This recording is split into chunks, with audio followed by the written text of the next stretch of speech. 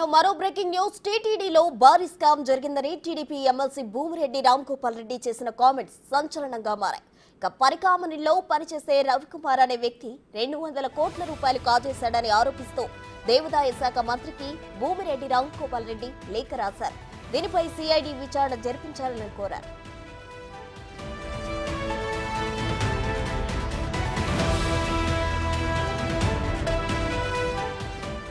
Security check లో కాజేసిన డబ్బుతో దొరకకుండా శరీరంలో చిప్ అమర్చుకున్నాడని చెప్పారు.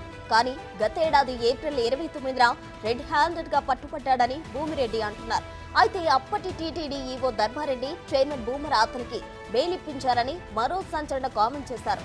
అక్కడితో ఆగకుండా లోక్ అదాలత్ లో ఆ కేసులో కాంప్రమైజ్ అయ్యి కేవలం కాజేసిన సొమ్ములో 72,000 రూపాయలు మాత్రమే రికవరీ చేశారని అంటున్నారు. అసలు నిందితుడికి బెయిల్ ఇప్పించినందుకు 100 కోట్ల విలువైన ఆస్తులు ధర్మారెడ్డి బలవంతంగా లాక్కురారని మరో ఆరోపణ చేశారు.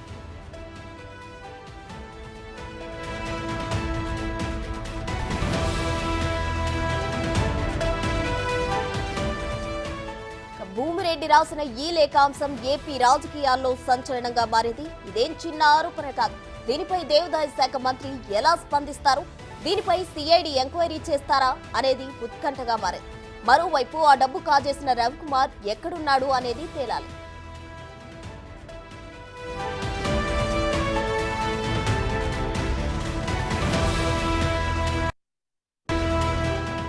టీటీడీలో భారీ స్కామ్ జరిగిందని టీడీపీ ఎమ్మెల్సీ భూమిరెడ్డి రామ్గోపాల్ రెడ్డి చేసిన కామెంట్స్ సంచలనంగా మారాయి.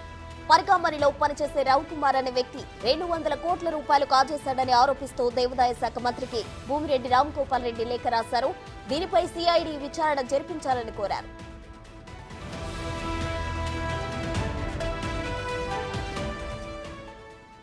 ఇదే అంశానికి సంబంధించి మరింత సమాచారం మా ప్రతినిధి దామోదర్ లైవ్ లో అందించేందుకు సిద్ధంగా ఉన్నారు. దామోదర్, చెప్పండి. అయితే రవికుమార్ ఇప్పుడు ఎక్కడున్నాడు, అతను కాజేసిన అమౌంట్ రికవరీ అయిందా లేదా, అసలు ఆ లేఖకు సంబంధించిన సారాంశం ఏంటి?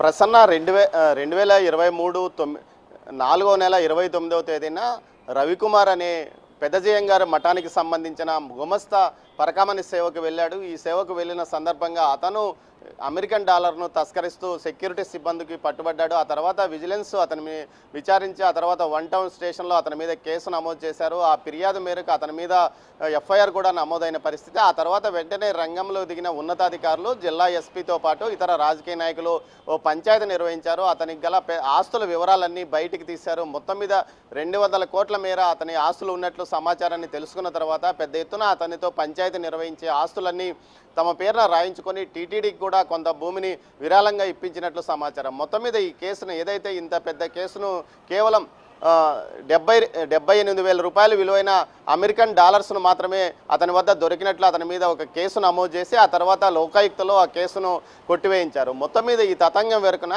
అటు ఏదైతే తిరుపతి జిల్లాకు సంబంధించిన 2 కీలక ప్రజాప్రతినిధులతో పాటు అప్పట్లో ఉన్న ఈ అదనపు ఈవోతో పాటు ఎస్పీ తిరుమలకు 1 టౌన్ సిఐ కూడా వ్యవహారం నడిపారను. దీనికి సంబంధించి పెద్ద ఎత్తున అతని ఆస్తులను వీరందరూ తమ పేరుతోన తమ బినామీ పేర్ల మీద రాయించుకున్నారంటూ కూడా వార్తలు వచ్చాయి. దీనికి సంబంధించి ఏదైతే ఎన్నికల తర్వాత ఎమ్మెల్సీ రామ్గోపాల్ రెడ్డి ఈ విషయాన్ని ఏదైతే దేవాదాయ శాఖ మంత్రి ఆనం రామనారాయణ రెడ్డికి ఫిర్యాదు చేయడం, ఆయన శాసన మండలిలో ఈ విషయాన్ని ప్రస్తావించడంతో పాటు స్టేట్ విజిలెన్స్ ఈ విషయం మీద విచారణ నిర్వహించింది. ఏదైతే ఆ కేసు నమోదైన తర్వాత ఎప్పుడైతే లోకాయుక్త ద్వారా బయటకు వచ్చిన తర్వాత రవికుమార్ అప్పటి నుంచి అజ్ఞాతంలో ఉన్నాడు. దీనికి సంబంధించి అతన్ని స్టేట్ విజిలెన్స్ అధికారులు విచారించారు. అతని వద్ద రాతపూలకంగాను అదేవిధంగా వీడియో మూలకంగా వాంగ్మూలం తీసుకున్నట్లు సమాచారం. మొత్తం మీద దీనికి సంబంధించి ఈ కేసును సిఐడికి బదలాయించాలని మొత్తం ఈ 4 అధికారులు ఏదైతే అప్పట్లో కీలకంగా పనిచేసిన ప్రజాప్రతినిధులతో పాటు అధికారుల 3 మీద కూడా కేసు నమోదు చేసి దర్యాప్తు చేయాలంటూ కూడా రామ్గోపాల్ రెడ్డి ఫిర్యాదు చేశాడు. దీనికి సంబంధించి ప్రస్తుతం ఆనం రామనారాయణ రెడ్డి ఈ విషయాన్ని సీఎం వద్దకు తీసుకెళ్లినట్లు, సీఎం కూడా దీని మీద విచారిద్దామంటూ కూడా చెప్పినట్టు తెలుస్తుంది. మొత్తం మీద ఈ కేసును సిఐడికి బదలాయించాలని కోరుతున్న నేపథ్యంలో మరోవైపు రవికుమార్ ఆస్తులు ముఖ్యంగా చంద్రగిరి నియోజకవర్గానికి సంబంధించి జాతీయ రహదారి పక్కన 16 ఎకరాల మామిడి తోట ఉంటే అందులో కొంత భాగాన్ని టీటీడీకి విరాళంగా ఇచ్చినట్టు తెలుస్తుంది. మిగతా భాగాన్ని ఒక ప్రజాప్రతినిధి తన బినామీ పేరు మీద రాయించుకున్నట్లు, దీంతో పాటు తిరుపతిలో ఏదైతే అన్నారావు సర్కిల్లో సమీపంలో ఉన్న ఆస్తులతో పాటు అటు డీమార్ట్ ఎదురుగా ఉన్న అపార్ట్మెంట్లో ఉన్న విలువైన ఫ్లాట్లు, దీంతో పాటు మఠం భూముల్లో నిర్మించిన అపార్ట్మెంట్లోని కొంత భాగాన్ని కూడా అధికారులు రాయించుకున్నట్లు కూడా ప్రచారం జరుగుతుంది. దీనికి తగ్గట్టు ఈ వివరాలన్నీ కూడా ఏదైతే ఎమ్మెల్సీ ఫిర్యాదులో పేర్కొన్నాడు. మొత్తం మీద 100 కోట్ల ఆస్తులు ఇటు చెన్నై, బెంగళూరు, అదేవిధంగా ముంబైలో కూడా అతని ఆస్తులు ఉన్నట్లు దీనికి సంబంధించి రికార్డులు కూడా ఆధారాలతో సహా సమర్పించామని కూడా తెలుస్తోంది. మొత్తం మీద ఈ వివరాలు అయితే ఇప్పుడు ప్రస్తుతానికి బయటకు రాలేదు. కానీ ఒక విషయము అయితే అతని మీద ఎలాంటి కేసులు లేనప్పుడు లోకాయుక్తలో ఎందుకు రాజీ చేయాల్సి వచ్చింది అన్న విషయం మీద కూడా చర్చ నడుస్తుంది. దీంతో పాటు